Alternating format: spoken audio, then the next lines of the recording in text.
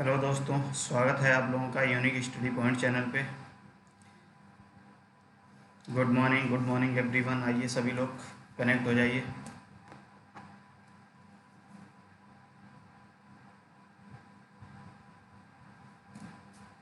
Good morning, very good morning. आइए सभी लोग कनेक्ट हो जाइए।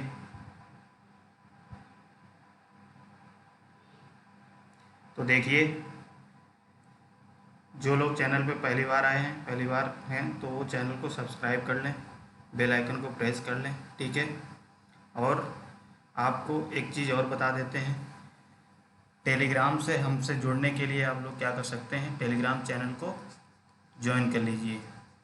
टेलीग्राम चैनल है आपका USP, ठीक है।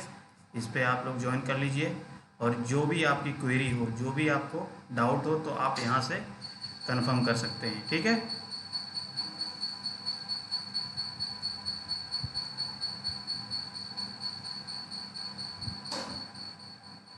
ठीक है, तो अब देखिए, स्टार्ट किया जाए।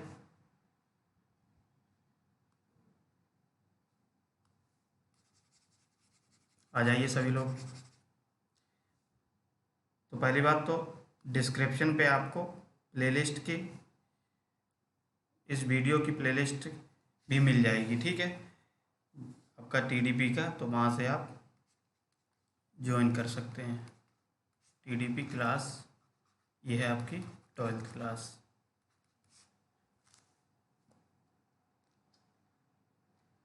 तो पिछली क्लास में हम लोग क्या पढ़ रहे थे, बताइए सभी लोग।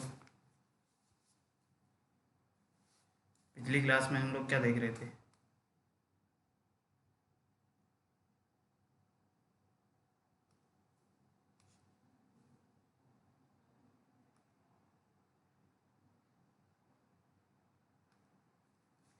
तो पिछली क्लास में शायद हम देख रहे थे method of improving efficiency, string efficiency, यानी कि स्ट्रिंग इफ़िशियंसी को इम्प्रूव करने के, स्ट्रिंग इफ़िशियंसी इम्प्रूव करने के मेथड्स, ठीक है। तो फर्स्ट मेथड हमने आपको क्या बताया था, बाय यूजिंग लार्ज,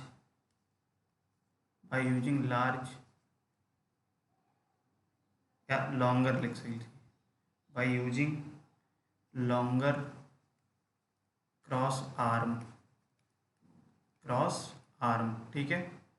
अब देखिए, इस मेथड को हम लोग समझते हैं पहले क्या होता है। तो देखिए, तो जैसा कि हम जानते हैं, ये हमारा टावर होता है, ठीक। अब इस टावर में जैसे मान लिया हमारा ये इस तरीके से ये इंसुलेटर डिस्क लगी है, एक ये है, दूसरी इंसुलेटर डिस्क ये है, तीसरी ये है, ठीक है। तो 3 से ज़्यादा भी हो सकती है। मान लिया हमने एक और इंसुलेटर डिस्क लगा दी इस तरीके से, ठीक। ये हमारा कंडक्टर है और ये इस तरीके से ये हमने ये मेटल लिंक है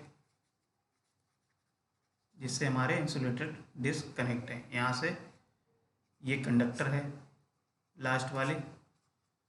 अब देखिए, हमने आपको क्या बताया था कि ये आप कह सकते हो क्रॉस आर्म, ठीक है।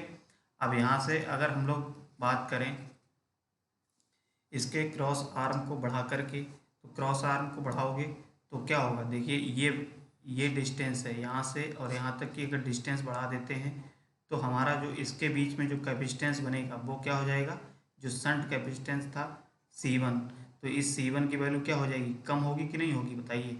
C1 की वैल्यू क्या होगी, कम होगी, जब हम क्रॉस आर्म को बढ़ाएंगे, क्रॉस आर्म की डिस्टेंस को बढ़ा देते हैं। तो जब C1 कम होगा, ठीक है, तो C1 कम होने का मतलब डायरेक्टली क्या है, हम जानते हैं कि C1 का रिलेशन हमने देखा था K और C, ये होता है, यानी कि ये होता है आपका शंट कैपेसिटेंस,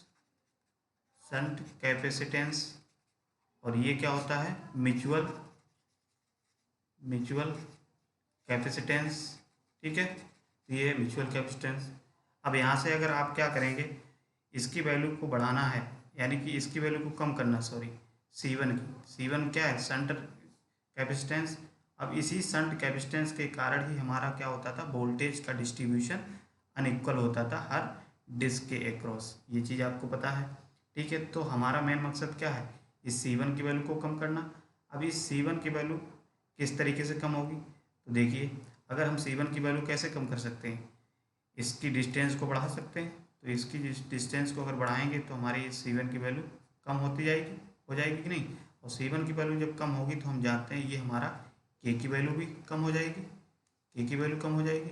यानी कि हम डायरेक्टली ये चीज़ कह सकते हैं कि K की वैल्यू जितनी कम होगी, K की वैल्यू जो कांस्टेंट आपका K है, इसकी वैल्यू जितनी कम होगी उतना ही हमारा C1 की वैल्यू कम होगी। और जितनी C1 की वैल्यू कम होगी उतना ही हमारा जो वोल्टेज का डिस्ट्रीब्यूशन है, जो डिस्ट्रीब्यूशन है वोल्टेज का, वो कम हो जाएगा। यानी कि वोल्टेज का डिस्ट्रीब्यूशन इक्वल हो जाएगा, होगा कि नहीं। क्योंकि C1 के बाद कारण ही शंट कैपेसिटेंस के कारण ही हमारा क्या होता था, ये अनइक्वल वोल्टेज का डिस्ट्रीब्यूशन होता था, ठीक। तो इतनी बात समझ में आ गई, बताइए।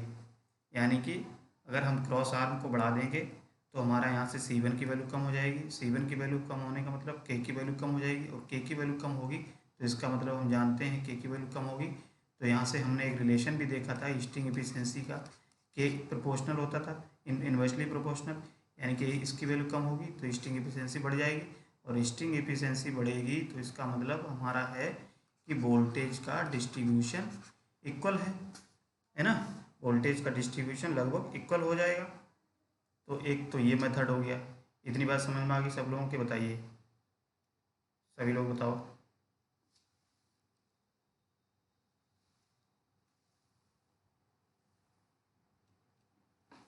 ठीक, तो ये चीज़ हो गई। अब दूसरा मेथड जो है वो हमने बताया by using grading grading the insulator.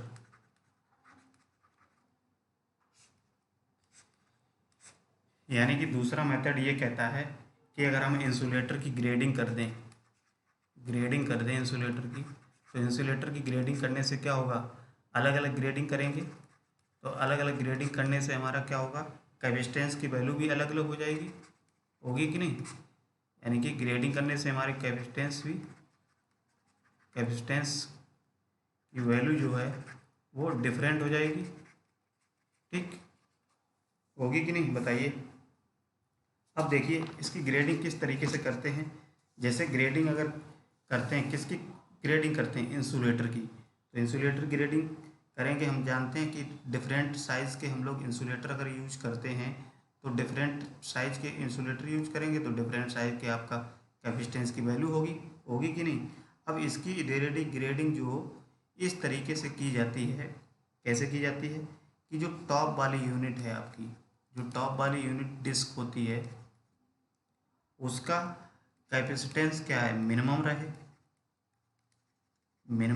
रहे मिनिमम कैपेसिटेंस रहे, ठीक है।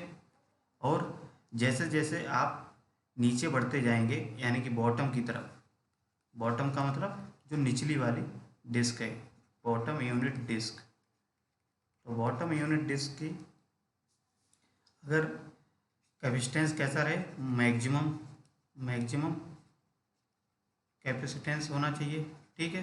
यानी कि बढ़ता हुआ टॉप से बॉटम की तरफ जाएंगे तो कैपेसिटेंस बढ़ता हुआ। क्यों, अब ये चीज़ हम लोग ऐसा क्यों करते हैं, तो जैसा कि हम जानते हैं कि कैपेसिटेंस का रिलेशन अगर हम लोग देखें तो वो क्या होता है, C=Q/V, यही होता है, आप रिलेशन जानते हैं। तो यहाँ से देखिए वोल्टेज क्या है, इन्वर्सली प्रोपोर्शनल है Q/C के, बताओ। अगर वोल्टेज निकालेंगे, सॉरी ऐसे देखिए, तो वोल्टेज प्रोपोर्शनल है C/Q।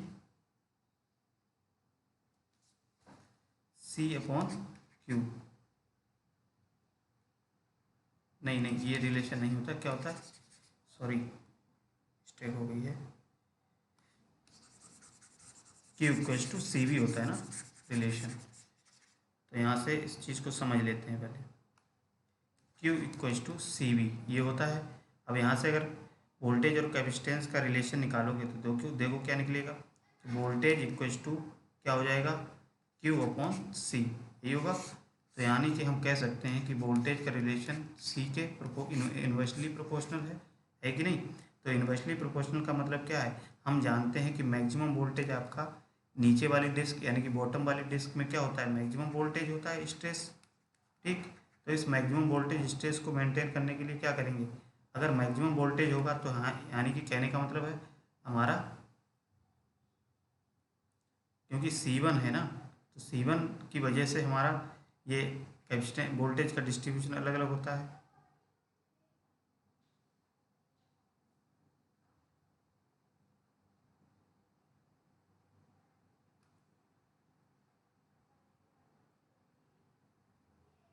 ठीक है, तो हम जानते हैं अगर मैक्सिमम कैपेसिटेंस यहाँ पे होगा, कहाँ पे, अगर मैक्सिमम कैपेसिटेंस रखना है कहाँ पे, बॉटम वाली यूनिट पे, तो बॉटम वाली यूनिट पे कैपेसिटेंस अगर मैक्सिमम है तो वोल्टेज क्या होगा, कम होगा कि नहीं होगा, बताइए।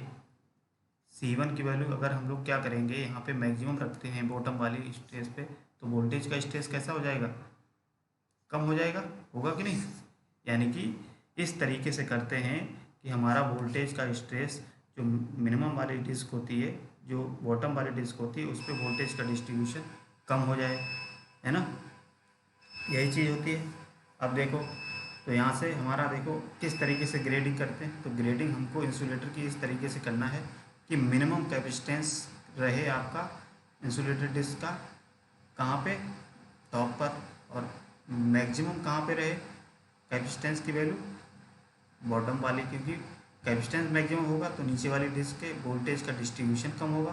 तो धीरे धीरे इस तरीके से आपकी बनाई जाती है। ठीक है, तो आप कह सकते हो कि ग्रेडिंग करके हम लोग इंसुलेटर सॉरी ग्रेडिंग करके हम लोग क्या कर सकते हैं, इसकी इफिशिएंसी को इम्प्रूव कर सकते हैं।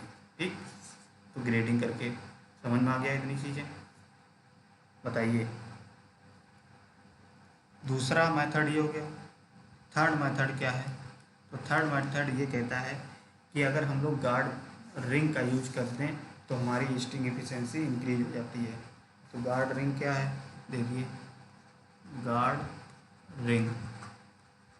ठीक, अब ये गार्ड रिंग क्या होता है, तो देखिए बेसिकली गार्ड रिंग क्या होता है, एक मेटल की रिंग होती है।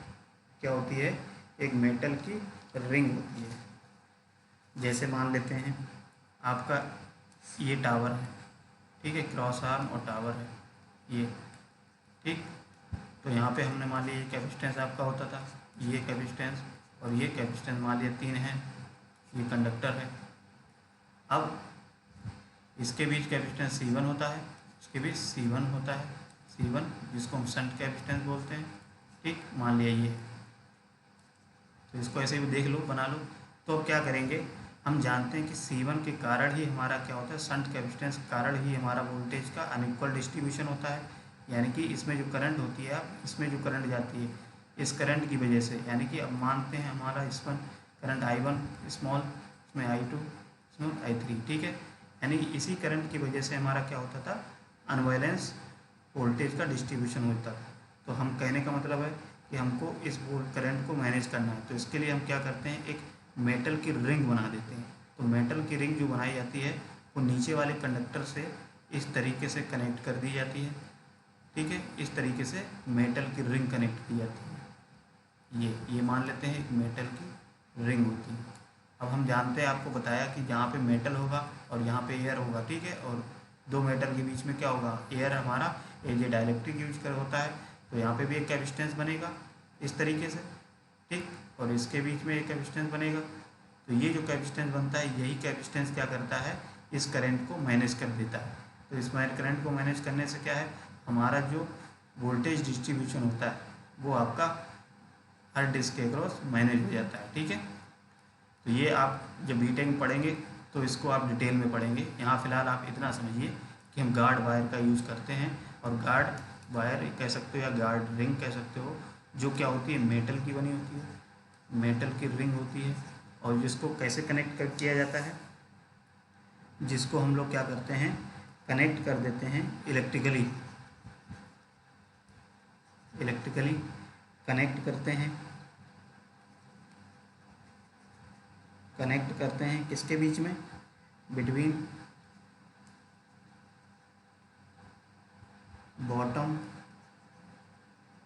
बॉटम इंसुलेटर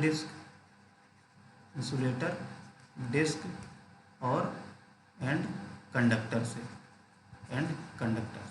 ठीक। कंडक्टर से, देखिए ये कंडक्टर है, इस कंडक्टर से और ये बॉटम वाली जो डिस्क है उससे आपकी कनेक्ट कर दी जाती है। तो यहाँ से हमारा क्या हो जाता है, वोल्टेज का इक्वलाइजेशन हो जाता है, ठीक। तो ये जब आप उसमें पढ़ेंगे बीटेक में तो वहाँ डायरेक्ट आप इसको डिटेल में पढ़ेंगे, इसका डेरिवेशन भी है। फिलहाल आप इतना आप समझिए कि गार्ड वायर का यूज़ कर किया जाता है इफ़िशेंसी को इम्प्रूव करने के लिए, ठीक है। तो ये हमारी इफ़िशेंसी इम्प्रूव हो जाती है यहाँ से, ठीक। इतनी बात समझ में आ गई। तो गार्ड वायर कुछ नहीं, आपका एक मेटल का रिंग होती है जो आपकी कंडक्टर से और बॉटम वाली डिस्क से कनेक्ट कर दिया जाता है, जिससे वोल्टेज का इक्वलाइजेशन हो जाता है, ठीक है।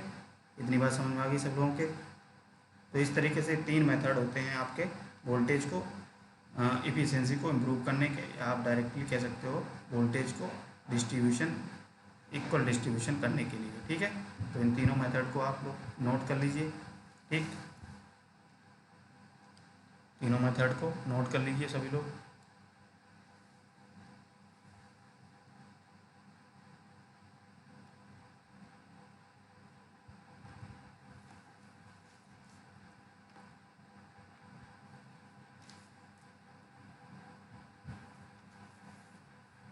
इतनी बात समझ में आ गई सब लोगों के। तो फिलहाल आपको इसमें कुछ नहीं लिखना, बस इतना लिखना है, मेथड ये 3 होते हैं। अब तीनों मेथड को आप ऐसे लिख दोगे, ठीक है। इसमें डिटेल में आपको नहीं लिखना है, बस समझ जाओ कैसे होता है, वो मैंने आपको समझा दिया है, ठीक है। तो इस तरीके से हमारा क्या होता है, वोल्ट इफ़िशेंसी को इम्प्रूव किया जाता है। अब बात करते हैं नेक्स्ट टॉपिक जो है हमारा, आपने सुना होगा एक टॉपिक है हमारा इसमें कोरोना, ठीक है। तो ये कोरोना आपका ये जो चल रहा है वो कोरोना नहीं है, ठीक है। तो आपका इसमें एक टॉपिक है कोरोना, ठीक है। इसको हम लोग समझते हैं, तो सभी लोग हेडिंग डालेंगे कोरोना, ठीक है। अब देखिए कोरोना का मतलब क्या होता है, यहाँ पे आप इलेक्ट्रिकल इंजीनियरिंग में पावर सिस्टम में पढ़ते हो कोरोना। तो इस कोरोना का मतलब क्या होता है, तो देखिए कोरोना का मतलब कुछ नहीं है आपका, जैसे आपने देखा कि आपकी ये ट्रांसमिशन लाइन है मान लिया, ठीक है। ये कंडक्टर्स हैं इस तरीके से, ठीक, कंडक्टर्स मान लिया है। तो इसमें क्या होता है कि जब भी आपका क्या होता है, एक सर्टेन वोल्टेज से अधिक वोल्टेज जब अप्लाई करते हो या अधिक वोल्टेज हो जाता है, अधिक वोल्टेज हो जाता है, तो उस केस में क्या होता है कि हमारी जो कंडक्टर है, कंडक्टर के चारों तरफ में इस तरीके से एयर होती है। तो ये एयर क्या होती है, हमारी आयनाइज्ड हो जाती है। क्या होती है, एयर आयोनाइज्ड हो जाती है, ठीक है। और आयोनाइज्ड होने से क्या होती है, हमारी एयर आयनाइज्ड हो जाती है, वही एयर क्या हो जाती है, कंडक्टिंग पाथ फॉलो करने लगती है, यानी कंडक्ट होने लगती है, ठीक है। कंडक्ट होने लगती है, क्या कह सकते हो, कंडक्शन होने लगता है एयर का कंडक्शन होने लगता है। और एयर का कंडक्शन होने से क्या है हमारा, इस तरीके से हम मान लेते हैं चारों तरफ इस तरीके से। अब इसके एयर का कंडक्शन होने से हमारा क्या होता है, एक वायलेट कलर की ग्लो होती है, यानी चमक उत्पन्न होती है। और ग्लो के साथ साथ में एक हिसिंग नॉइज़ भी आती है, हिसिंग नॉइज़ का मतलब क्या होती है, झंझनाहट, ठीक है, झंझनाहट होती है। और इसी के साथ में हमारा क्या होता है, एक ओजोन गैस का फॉर्मेशन भी हो जाता है, ठीक है। तो जिससे हो जाता है, ठीक। तो यही पूरा जो फिनोमेना होता है जो हमने बताया, ये पूरा फिनोमेना, ठीक है, इस फिनोमेना को ही हम लोग क्या कह देते हैं, कोरोना कह देते हैं। एक बार फिर से समझ लीजिए, कोरोना का मतलब क्या है, जब कंडक्टर में जब हाई वोल्टेज फ्लो हो रहा होता है तो उसमें अधिक कुछ वोल्टेज से अधिक सर्टेन वोल्टेज से अधिक वोल्टेज हो जाता है किसी कारणवश, तो वहाँ से क्या होता है, जो हमारा कंडक्टर के चारों तरफ एयर होती है वो आयनाइज हो जाती है, और आयनाइज होने के साथ साथ में एक बैगनी कलर की, ब्लू और बैगनी कलर की क्या होती है हमारी एक लाइट निकलती है, इसके चारों तरफ होने लगती है कंडक्टर के चारों तरफ, जिससे क्या होता है हमारी उसी के साथ साथ में एक झंझनाहट की आवाज़ आपने सुनी होगी। जनरली ओजोन गैस का उसी समय एक फॉर्मेशन होने लगता है, ओजोन गैस उत्पन्न होने लगती है। ठीक है, तो यही जो पूरा फिनोमिना होता है, इसी फिनोमिना को हम लोग कोरोना कह देते हैं। ठीक है, इतनी बात समझ में आई। अब इसको लिखोगे कैसे, तो लिख लीजिए, हम आपको बोल के लिखा दे रहे हैं। ठीक है, तो सभी लोग हेडिंग डालो कोरोना। कोरोना में क्या करेंगे, सबसे पहले लिखेंगे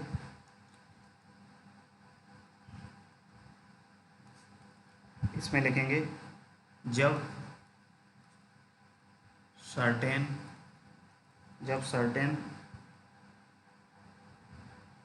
सर्टेन वोल्टेज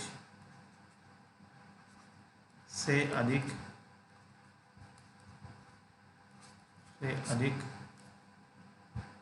वोल्टेज हो जाता है, लाइन का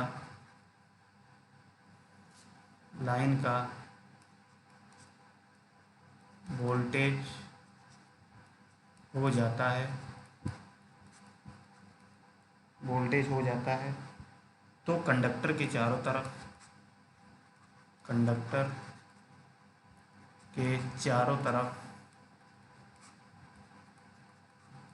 तरफ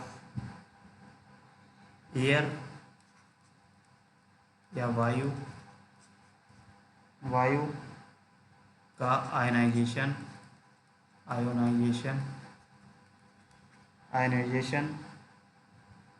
होने लगता है। ठीक है,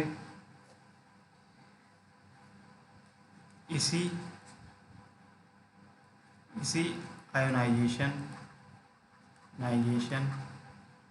के कारण वॉयलेट ग्लो या चमक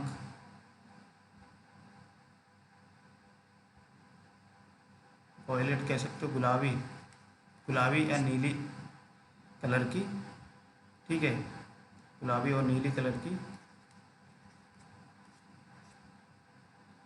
चमक उत्पन्न होती है। ठीक है, साथ साथ में क्या होता है, हिसिंग नॉइज़ होती है। हिसिंग नॉइज़ का मतलब क्या है, झंझनाहट। ठीक है, और ओजोन गैस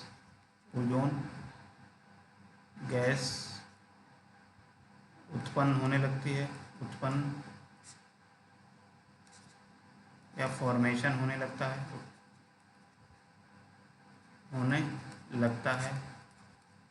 तो इस प्रकार के फिनोमिना कह सकते हो, फिनोमिना को कोरोना कहा जाता है। ठीक है, समझ में आ गया। तो ये कोरोना मत समझ लीजिए सभी लोग, ठीक है, क्योंकि ये आपका कोरोना एक वायरस है। यहाँ आपका आप पढ़ोगे एक कोरोना है। ठीक है, इलेक्ट्रिकल इंजीनियरिंग में पढ़ते हो कोरोना। ठीक है, तो एक तरीके से आप यही समझिए कि एयर के आयनाइजेशन हो जाता है एयर के, तो कंडक्टर की चारों तरफ एक चमक उत्पन्न होती है वायलेट कलर की। ठीक है, और साथ में इसके एक झंझनाहट की आवाज़ भी आती है। ठीक, तो उस केस में हम इसको क्या बोल देते हैं, आपने जनरली सुनी भी होगी झंझनाहट की आवाज़, तो उसी को हम कोरोना कहते हैं। ठीक है, अब कोरोना से क्या होता है हमारा, तो कोरोना क्या है, फैक्टर्स होते हैं कोरोना के अफेक्ट करने के। ठीक है, तो जैसे कोरोना से क्या क्या फैक्टर्स अफेक्ट हो जाते हैं, तो बोलो आप हेडिंग डालिए, फैक्टर्स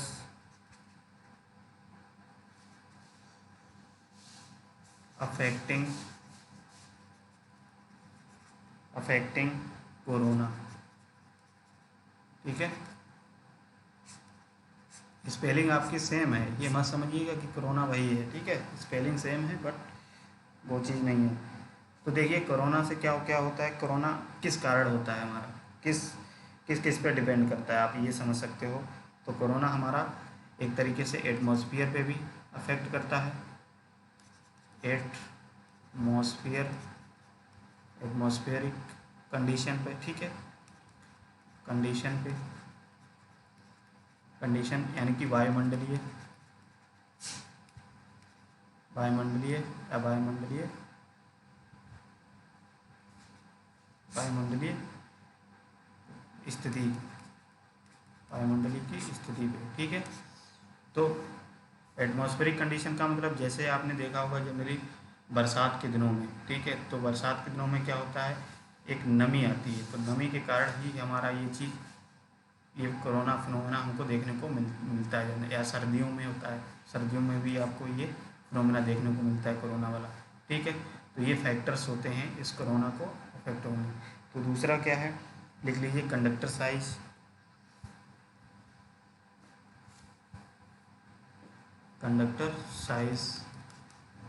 कंडक्टर साइज पे भी डिपेंड करता है, कंडक्टर साइज, ठीक है। थर्ड क्या है, लिख लीजिए स्पेसिंग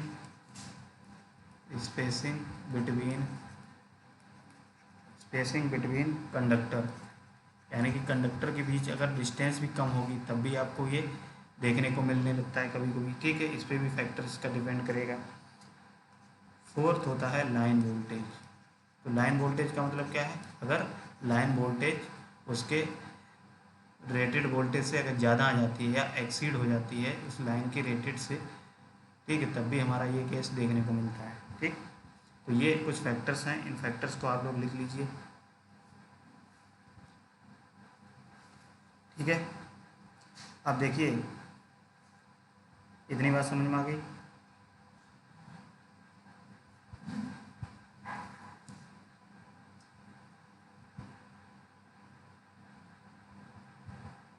बताओ, तो ये फैक्टर्स होते हैं, फैक्टर्स अफेक्टिंग कोरोना, जी कोरोना को अफेक्ट करते हैं।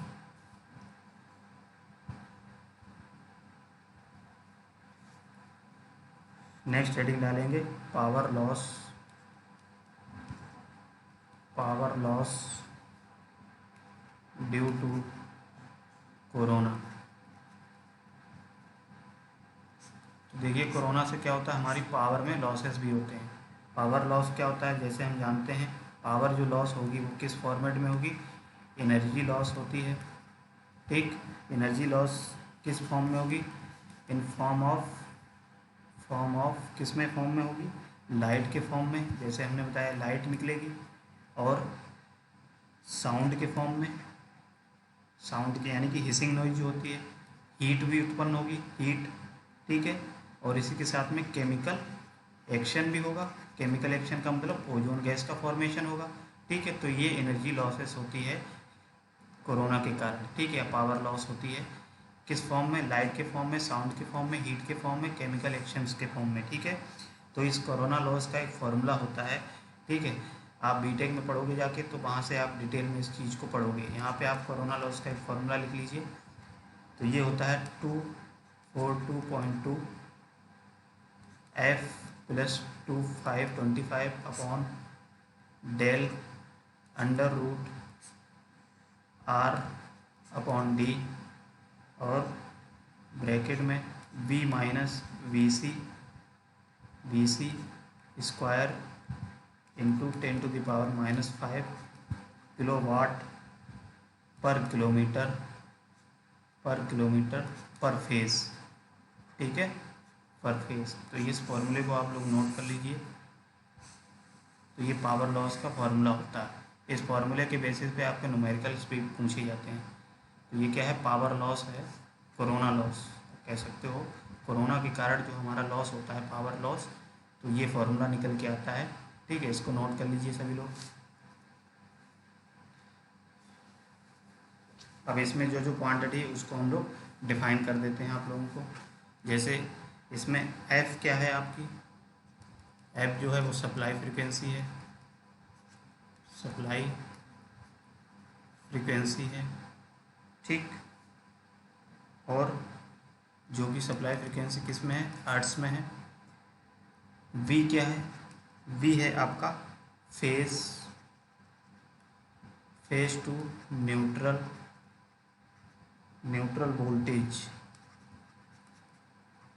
वोल्टेज, जो कि किस में होता है? आरएमएस वैल्यू में होता है, ठीक है। और यहाँ पे वीसी जो आपको दिखाया गया है ये क्या होता है? डिसरप्टिव वोल्टेज होता है, डिसरप्टिव वोल्टेज बोला जाता है, डिसरप्टिव वोल्टेज। अब डिसरप्टिव वोल्टेज आपके दिमाग में आ रहा होगा ये क्या होता है? तो डिसरप्टिव वोल्टेज आपका ऐसा वोल्टेज होता है जो हमने बताया, जो सर्टेन वोल्टेज बताया उससे ज़्यादा वाला वोल्टेज, वही आपका क्या कहलाता है? Disruptive voltage. तो डिसरप्टिव वोल्टेज वह वोल्टेज होता है जिस पे आपका कोरोना अकर्स होता है, कोरोना उत्पन्न होता है, कोरोना अकर्स होता है, वो आपका क्या होता है? एट कोरोना अकर्स, ठीक, हम कह सकते हैं जिस पे आपका कोरोना उत्पन्न होने लगे वही वोल्टेज आपका डिसरप्टिव वोल्टेज कहलाता है, ठीक है। समझ में आ गया? अब यहाँ पे एक फॉर्मूले में आपको दिख रहा होगा डेल, ये डेल जो है ये क्या होता है? ये डेल होता है एयर डेंसिटी फैक्टर होता है, एयर डेंसिटी फैक्टर, ठीक है। एयर डेंसिटी फैक्टर, इसका फॉर्मूला, इसको जब सॉल्व करते हैं फॉर्मूले में तो 3.92 वी अपॉन 273 प्लस टी, ठीक है। टी होती है थिकनेस ऑफ कंडक्टर की थिकनेस होती है, ठीक है। तो ये एयर डेंसिटी का फैक्टर होता है, यानी कि एयर डेंसिटी फैक्टर जो होता है वो जनरली आपको प्रैक्टिकली यूज किया जाता है, वो 1 किया जाता है। एक स्टैंडर्ड कंडीशन होती है वो 1, डेल की वैल्यू 1 यूज की जाती है, ठीक है, हमेशा। अब ये डिपेंड करता है उसका मौसम पे, यानी कि एटमॉस्फेरिक कंडीशन पे डिपेंड करता है इसकी वैल्यू को, ठीक है। बी क्या होता है यहाँ पे? तो बी जो होता है आपका बैरोमेट्रिक प्रेशर को रिप्रेजेंट करता है, बैरोमेट्रिक प्रेशर, इसको नोट कर लीजिए, ठीक है। तो इतनी चीज़ें आपको इसमें से याद रखनी है, बस फॉर्मूले को याद कर लीजिए। आपको अगर कोरोना लॉस पूछा जाएगा तो कोरोना लॉस में ये फार्मूला लिख देंगे और ये सारी क्वांटिटीज़ को लिख देंगे क्या होता है, क्योंकि डेरिवेशन आपके बुक में नहीं है, आपके सिलेबस में डेरिवेशन नहीं है, सिर्फ आपको क्या है, कोरोना लॉस बताना है, यानी कि कोरोना की वजह से जो लॉस होता है उसको कोरोना लॉस कहते हैं, जिसका फार्मूला ये आता है। तो इसमें हम लोगों को देखना ये है कि कोरोना लॉस बेसिकली हमारा डिपेंड किस पे कर रहा है? हमारा ये डिपेंड कर रहा है डिस्टेंस, डी क्या है? हमारी डिस्टेंस है बिटवीन कंडक्टर के बीच में डिस्टेंस होती है, और आर जो होती है वो रेडियस होती है, ठीक है। तो इतना आप नोट कर लीजिए, इसको समझ में आ गया? तो इस तरीके से आप समझ लीजिए, ये इम्पोर्टेंट टॉपिक है आपका, इसको समझ लीजिए, कोरोना इम्पोर्टेंट टॉपिक है, इसको डाल लीजिए सभी लोग, ठीक। तो चलिए फिर हम लोग क्या करते हैं, आज इतना ही रखते हैं और नेक्स्ट क्लास में आगे और पढ़ते हैं। तो देखिए एक चीज़ और ध्यान रखिए, तो जो लोग क्या है, आप लोगों को अगर नोट्स चाहिए जो हमने अभी आपको डिस्कस किया है, इसी नोट्स को अगर आपको चाहिए हो तो क्या करेंगे आप, यूएसपी टेलीग्राम चैनल है उसको ज्वाइन कर लीजिए। तो क्लास होने के बाद आपका क्या होगा, यही नोट्स जस्ट जो हमने आपको डिस्कस किया है, समझाया है ये वाला, ठीक है, फिर इसी को हम क्या कर देंगे आपको चैनल पे, टेलीग्राम चैनल पे डाल देंगे, वहाँ से आप इसको नोट कर लीजिए चाहे, ठीक है, और वहाँ से आप शॉर्ट तरीके से समझ भी सकते हो, ठीक है। तो जो चीज़ हमने डिस्कस की इसका नोट्स अगर चाहिए है तो आप टेलीग्राम चैनल को ज्वाइन कर लीजिए, ठीक है। टेलीग्राम चैनल आपको डिस्क्रिप्शन के लिंक भी दिया है, उस वहाँ से भी आप ज्वाइन कर सकते हैं, नहीं तो आप टेलीग्राम चैनल पे जाके यूएसपी वहाँ से सर्च करिए और वहाँ पे ज्वाइन कर लीजिए, और यहीं सारे आपके वीडियोस भी मिल जाएंगे, जो भी क्लासेस हुई हैं उसका नोट्स भी आपको यहीं प्रोवाइड कर दिया जाएगा, ठीक है। बताइए इतनी बात समझ में आई सब लोगों की? और क्या करेंगे सभी लोग नोट कर लीजिए।